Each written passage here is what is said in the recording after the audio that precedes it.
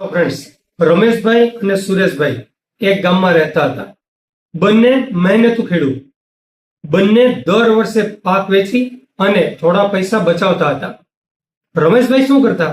રમેશભાઈ દર વર્ષે 50,000 રૂપિયા બચાવીને ઘરની તિજોરીમાં રાખતા.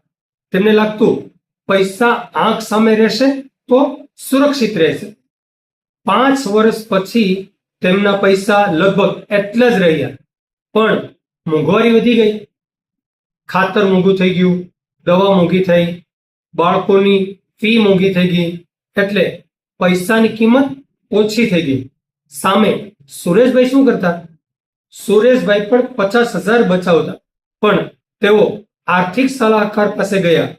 તેમણે થોડા પૈસા બચતમાં રાખ્યા, બાકીના પૈસા સારા રોકાણમાં મૂક્યા. એટલે થોડા રૂપિયા આરડીમાં રાખ્યા, થોડા મ્યુચ્યુઅલ ફંડમાં રૂપિયા ઇન્વેસ્ટમેન્ટ કર્યું, થોડા એલઆઈસી અને પેન્શન પ્લાનમાં બચત કરી.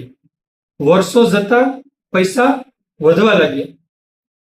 10-15 વર્ષ પછી બાળકોના અભ્યાસ માટે પૈસા તૈયાર હતા.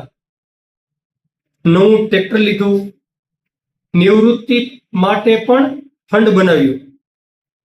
માત્ર બચત જ સુરક્ષા આપી શકે છે, પણ યોગ્ય રોકાણ માણસને સમૃદ્ધ બનાવે છે.